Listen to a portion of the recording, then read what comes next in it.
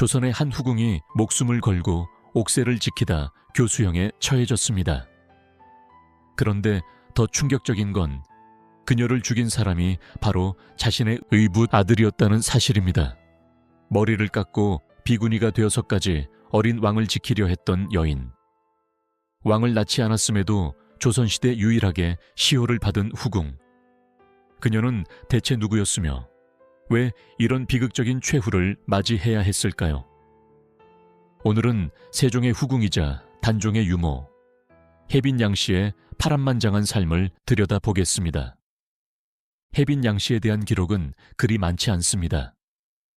일설에는 본래 병약한 왕세자 이향, 훗날 문종의 궁녀였다고 전해집니다. 세자를 간병하던 중 세종의 눈에 띄어 후궁이 되었다는 이야기입니다. 1445년, 세종 27년의 기록을 보면 이미 그녀는 종일품 귀인으로 봉작되어 있었습니다. 그녀의 아버지 양경은 남평 효원감을 지냈고 사후 의정부 좌찬성에 추중됐으며 작은아버지 양훈은 중추원 동지사를 지냈습니다. 혜빈 양씨는 세종의 슬하에 세 아들을 낳았습니다. 한남군 이어 수춘군 이현, 그리고 영풍군 이천. 이 세 아들은 훗날 혜빈 양씨의 운명과 함께 역사에 깊은 족적을 남기게 됩니다. 그런데 1440년 혜빈 양씨의 장남 한남군이 권격이라는 신하의 맏딸과 혼인을 했습니다. 그리고 이듬해 세종은 권격의 막내딸을 세자의 후궁으로 들이는 일을 논의했습니다. 왕실과 이중 삼중으로 혼맥을 맺는 일은 드물지 않았지만 이 혼인에는 세종의 정치적 고려가 담겨 있었던 것으로 보입니다. 그리고 비극이 찾아왔습니다. 세자빈이었던 현덕광후 권씨가 원손 단종을 낳고 산용열로 세상을 떠난 것입니다. 갓 태어난 왕손은 어머니를 잃었고 궁궐은 큰 슬픔에 빠졌습니다. 세종은 고민 끝에 중대한 결정을 내렸습니다. 동궁의 유일한 적통소생인 경혜공주와 단종 남매를 혜빈 양씨에게 맡긴 것입니다.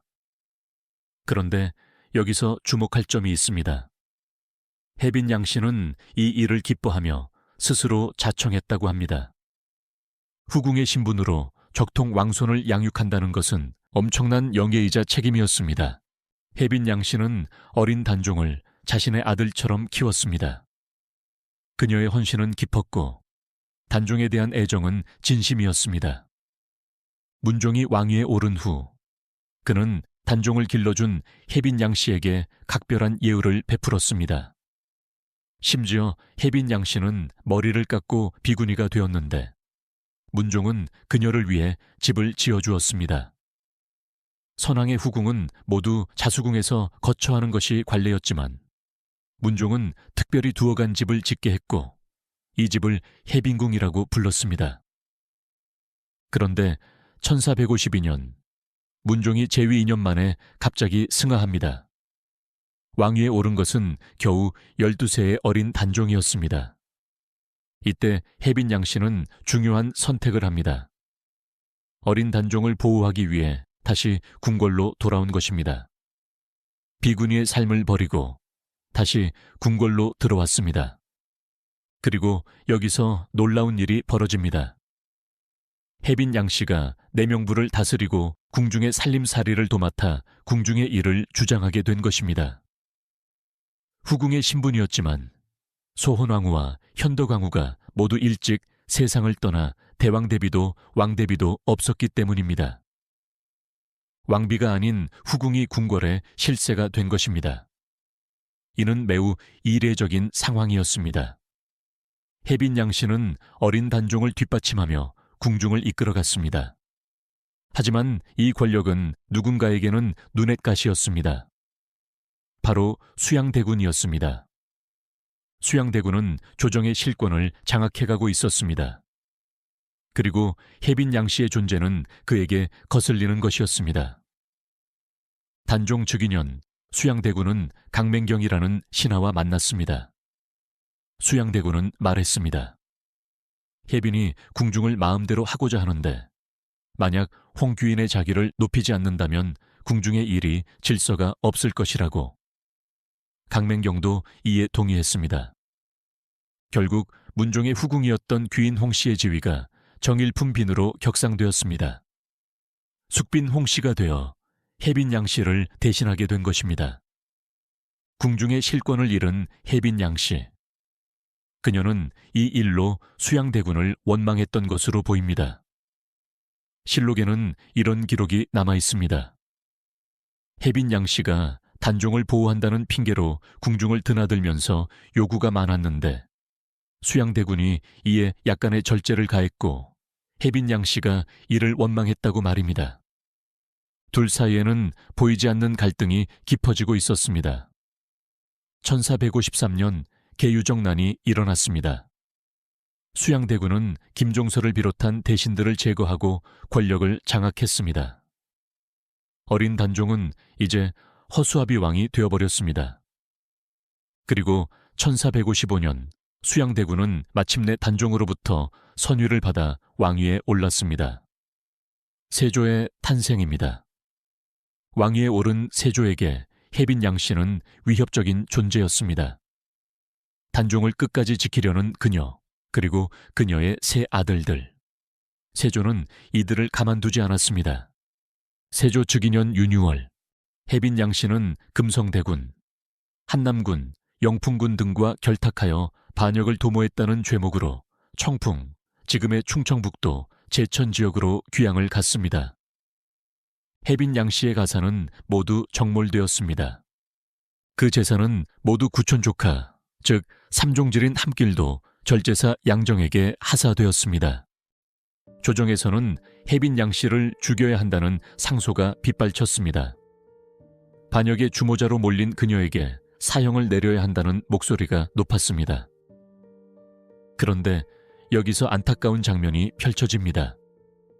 12세의 단종이 세조에게 제발 혜빈 양씨를 죽이지 말아달라고 애원한 것입니다. 자신을 키워준 유모를 어머니처럼 따랐던 그녀를 살려달라고 간청했습니다. 단종의 애원으로 잠시 목숨을 부지했던 혜빈 양씨. 하지만 조정의 상소는 계속되었고 세조는 결국 1455년 11월 혜빈 양씨를 교수형에 처했습니다. 여기서 중요한 사실이 있습니다. 혜빈 양씨는 세종의 후궁기였습니다.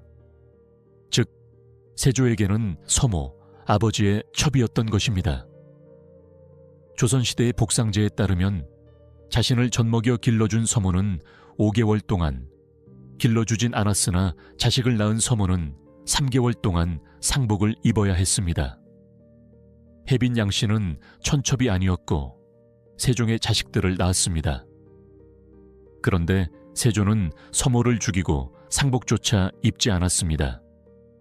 이는 명백한 폐륜 행위였습니다. 대동기문이라는 기록에는 혜빈 양씨가 죽음을 맞이한 또 다른 이야기가 전해집니다. 혜빈 양씨가 세조에게 이렇게 말했다고 합니다. 옥새는 나라의 중요한 보배다. 선왕께서 훈계하시기를 세자나 세손이 아니면 전할 수 없다고 하셨으니 내가 비록 죽더라도 옥새는 내줄 수 없다고 말입니다. 끝까지 정통성을 지키려 했던 혜빈 양씨. 그녀는 옥새를 지키다 목숨을 잃었던 것입니다. 교수형을 당한 혜빈 양씨의 시신은 아무도 거두지 못했습니다. 역적으로 몰린 이의 시신을 거두는 것은 목숨을 거는 일이었습니다. 하지만 한 사람이 있었습니다. 혜빈 양씨의 종조부 병사공 양치가 남몰래 그녀의 시신을 거뒀습니다. 그리고 포천 기당리 세장산에 몰래 묻고 평토를 했습니다. 극비에 붙였다고 전해집니다. 아무도 모르게 조용히 그녀는 땅에 묻혔습니다. 그리고 세월이 흘렀습니다. 무려 257년이라는 긴 시간이 흘렀습니다. 1712년, 숙종 38년. 단종이 복이 되면서 숙종은 혜빈 양씨와 그녀의 아들 영풍군의 관작을 회복하라고 명했습니다. 그리고 혜빈 양씨에게 시호 문해를 내렸습니다. 왕을 낳지 않은 후궁이 시호를 받은 것은 조선시대 전체를 통틀어 혜빈 양씨가 유일했습니다. 그녀의 저리가 인정받은 것입니다. 1791년 정조는 혜자가 자신의 어머니 해경궁 홍씨와 같다고 하여 시호를 민정으로 고쳤습니다. 그리고 신주를 만들어 제사 지내게 했습니다. 다만 안타까운 점은 이때 혜빈 양씨의 묘는 이미 잃어버려 찾을 수가 없었다고 합니다. 현재 그녀의 묘는 혜빈 양씨 단소로 제단으로만 남아 있습니다. 혜빈 양씨의 세 아들은 장릉배식록의 육종영, 단종에 대한 충정으로 절의를 지킨 6명의 종친으로 이름을 올렸습니다. 비구니가 되어 어린 왕을 지키려 했던 여인, 끝까지 옥새를 지키다 교수형을 당한 후궁, 그리고 257년 만에 절의를 인정받은 혜빈 양씨의 이야기였습니다. 조선시대 숨겨진 이야기들이 더 궁금하시다면 구독과 좋아요 부탁드립니다.